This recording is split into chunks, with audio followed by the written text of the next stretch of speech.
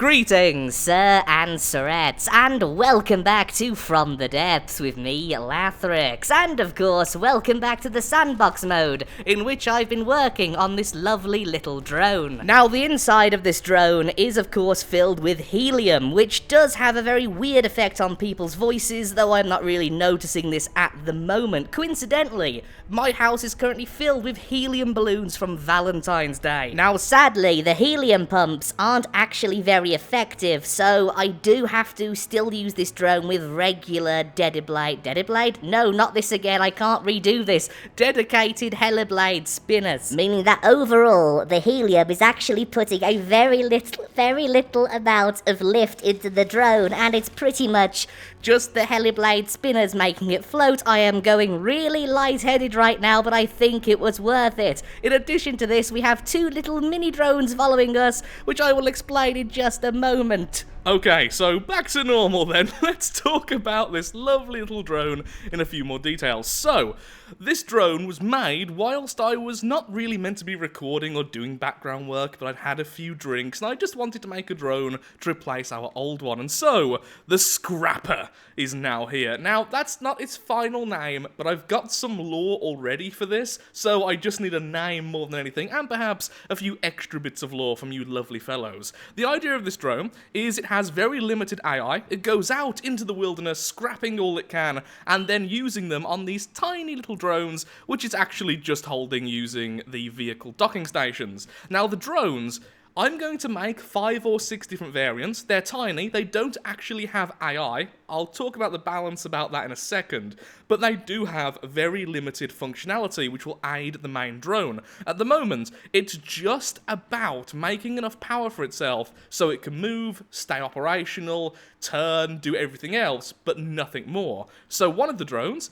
is going to have an RTG, or a very small steam boiler, which will then power up the main drone so that we can add shields. One more, like this one, could just be a bundle of ammo, giving it enough ammo to fire more frequently. At the moment, it can't sustain its fire rate forever, so each of these drones we add, well, that's going to increase its overall capabilities. This drone here is a repair and storage drone, because this drone isn't holding all that much, just enough for its boiler, and then it can repair the other mini drones. Now, here's the thing.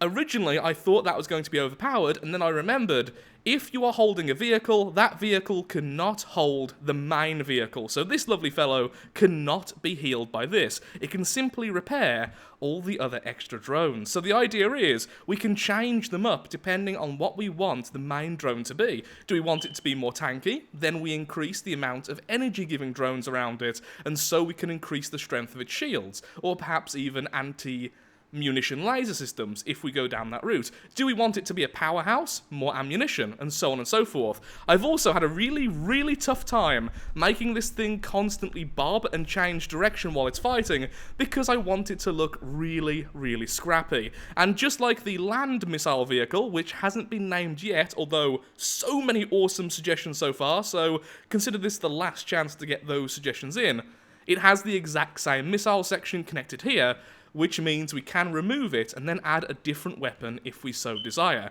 So I'm going to have 4 of these in total, the little holding drones, then 5 different variants or something like that, and these are about to be hidden inside of the armor.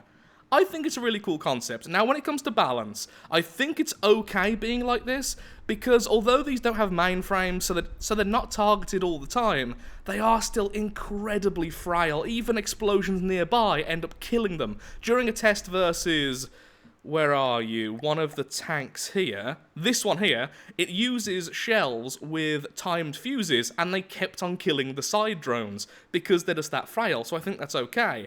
Also, it's not like I am going over the volume limit. At the moment, it's only 1,300 volume, and it only costs 11,000. It's quite a cheap vehicle in the scheme of the game, so I think that's okay. Also, I'm still really lightheaded right now, so I'm going to take a little break and then talk more. Now, very similar to our laser vehicle and stuff like that, how this works is that it will try and face the enemy, but its forward and backwards movement is completely used by the control blocks, not the AI itself. There we go, firing away, and because it's far enough away, we will continue to go forwards. Also, these are quite long-range missiles. In comparison to the land version, these are far weaker, but far, far further ranged. Why are you firing? Your AI is off. Well, that's weird. Still, some damage done to the Rhino there. Some of the armor got flaked off, and again, very long range. I just kind of want to showcase what happens when it gets close enough, because these lights flash on. I just found that really cool, and it took like 5 seconds to set up, because it is really that simple. Why are you flipped? Whee! Oh, look, it's on its first mission. There we go, turning red and going backwards. And I've also set it so that the thrusters are not balanced correctly, so it does this. Yep, it constantly bounces around, which, by the way, really messes up cram cannon shells. But it still stays in around about the same area, it just constantly has this really erratic bob. And it can fly with one of its wings removed, with one of these sections removed, but not with both of them. So overall, I think it's going to be really, really, really annoying.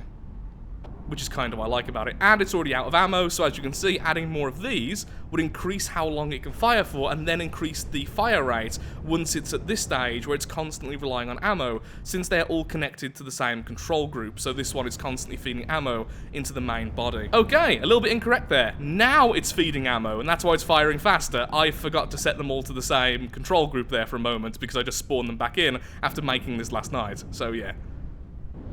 I like the idea of it, I think it's a cool concept, and I'm not going to allow the main body to create the little mini-drones inside of combat.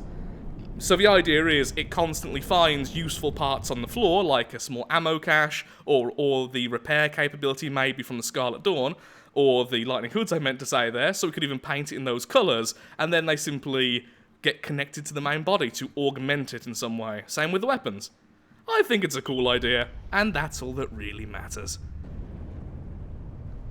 Oh, I've got an idea. I have got an idea indeed. How about we have this top section here on a spin block? Now, originally, these were going to be buried into the armor, but how about they spin around the scrapper drone? Now, the problem with that is it does limit the ability of me using one of them as a shield drone. I was considering having one of them with some batteries and an electric engine, but no way to actually gain power, except for siphoning it from another drone or the main body itself, but then it has a shield. That way, the shield is really far ahead of the main drone, which is a huge plus, but the body is incredibly vulnerable, so if anything gets through the shield's gone. But it would still take a couple of shots. But I think having them spin very slowly around the main would just look so much better. Which means we're about to drop all these drones, so, yep, good luck on the floor. Yep, bye.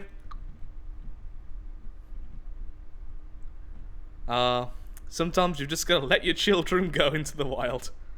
Oh, I just thought half of them are explosive. Well, 3/4 are explosive. No, yeah, they're fine. A little bit of healing needed. They'll do fine on their own. Well, it does look interesting. Also, I've been messing with the PID and stuff again. You may notice a slight shake effect from time to time. I think this may be the most unstable, stable creation I've ever made. And it also looks like some kind of theme park ride. And I'm okay with that. Oh, it looks like he's wearing a little spinning hat. I've just realised that, and that's adorable. He's the best wee AI.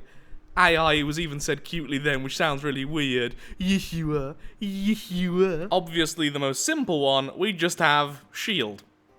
And by this I mean it is a literal shield. It doesn't use any form of power, it's just a lump of metal and heavy armour which will take a couple of hits. Probably a couple of cram cannon hits, and if combined with the repair drone, it will also slowly heal during combat. Yep, that's number 3. Whee!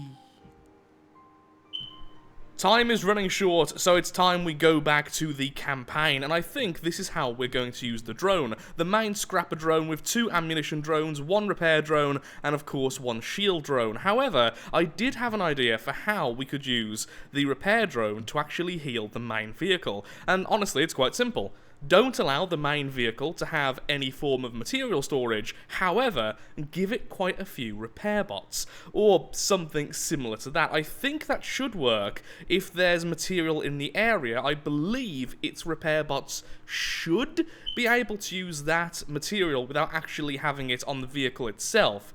I think, though I don't really know that for certain, so it is something I'll have to test out, but that could be an idea. So as long as the repair bot is alive, then the main drone is fully able to heal itself. It just means I'll have to move from steam engines over to RTGs or even fuel engines, so that we don't need material constantly for its basic engine work to, you know, sort of work.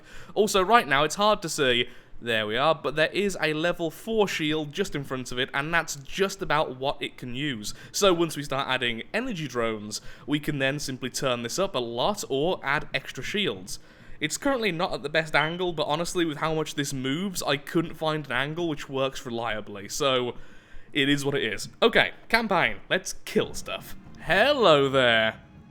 Well, the very first attack sent by the Onyx Watch. Lovely. So, at least this time we are actually defending, and it's a great chance to test out our new drone. Let's back off a bit. Last thing we want to do is accidentally go into the Lightning Hood's territory and have a two-way fight. Three-way fight, I suppose. I'm always surprised at just how much the Onyx Watch seem to go over the volume limit and thus always get the force count advantage. As you can see here, 2,996, and then going all the way down to 2,003, but still, that is over the 2,000 limit put on the player, although I don't necessarily disagree with that. The 2,000 limit is a little bit oppressive, I do admit, but it has meant I have had to change my building style a lot, and that is honestly something quite enjoyable.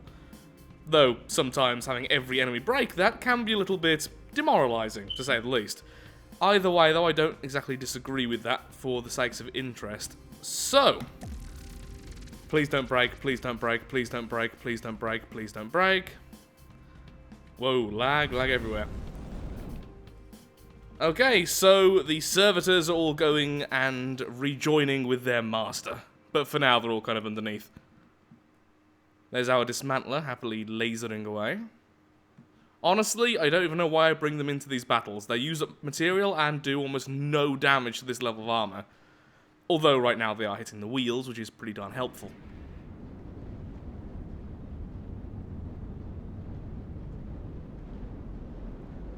There you go, the missiles. They are one warhead less than the missile land vehicle, but they are much further ranged. So we can always send the Doom drone, as it's currently called, much, much further away.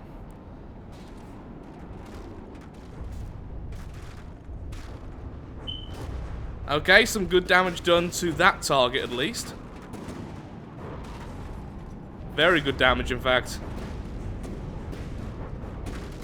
Almost all of the outer armor has been completely shredded. Let's just see to make sure the drones are now actually cycling correctly. Circling correctly? Circling would be the right word there, yep. Good. Takes a bit longer than expected to get there, but as long as it's working, then I am very, very happy. I'm just going to ignore that. That didn't happen.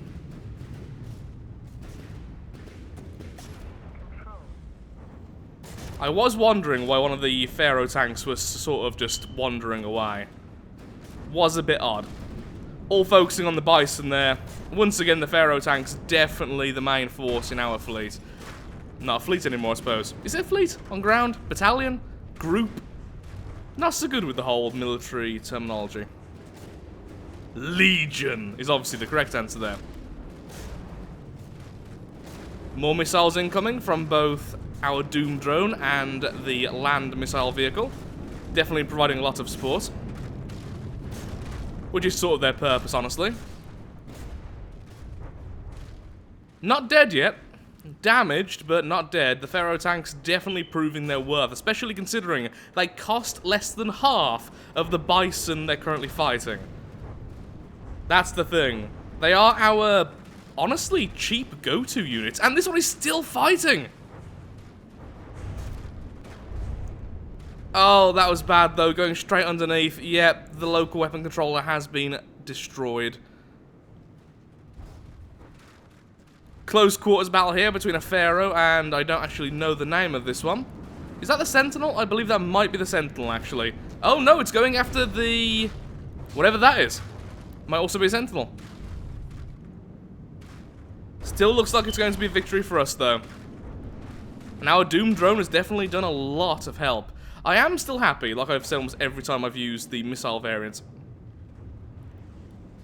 I don't quite know why. I haven't changed the copters yet, as you can probably tell since last time. Oh! Oh, that was brutal! Oh my god, that was wonderful! Oh, never been so happy to see one of my craft die. Where's the drone? Yeah, drone's still happy, just firing away. Still firing full volleys, though. Which I'm actually quite impressed by. Even with the 2 ammo drones, I am impressed by that. Heard some internal explosions there, and again, and again. Yeah, definitely got through some of the gaps there in the armor.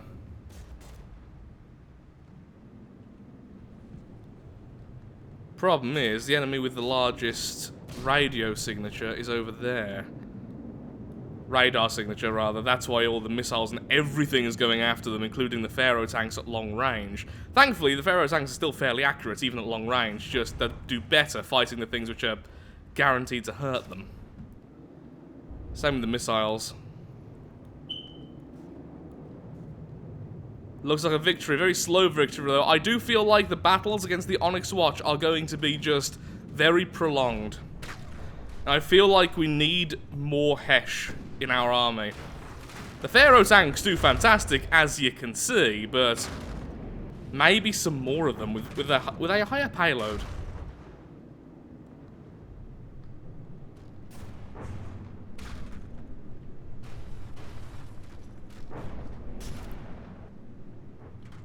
How much have we lost? Actually, that was really good. We lost both of the copters, one in a fairly spectacular way, but other than that... Okay, everyone off. Should have paused, should have paused. Don't kill this guy, he's probably worth more than everything. Oh no, still guy fighting, never mind. Just kill that guy. The damage we take by waiting there would have been much worse than what we actually got. I would say these are probably more resistant to Hesh than any of the other Onyx Watch craft I've so far fought. You are the Bombard. Oh, yeah, much more expensive than my craft.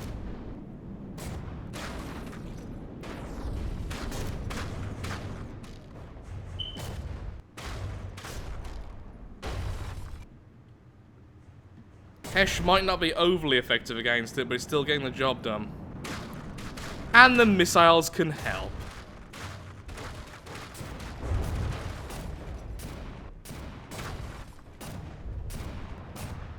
Oh yeah, before I got distracted, I did say, like I say, in every match, when I am using the missiles, I am glad that they're no longer the powerhouse they used to be. A slow victory, but a victory nonetheless. I swear, it always looks like missiles are going back to kill you once they've lost their target.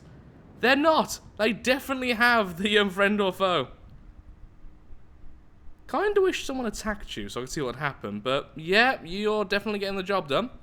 And you're doing better than the ground missile vehicles in terms of fighting the long-term battle. These guys are definitely stronger in the early game. Look at that drift! That's pretty awesome. But yeah, you are definitely good at just sticking out the whole fight. Oh, look at your weird movement. I love you. You're so scrappy.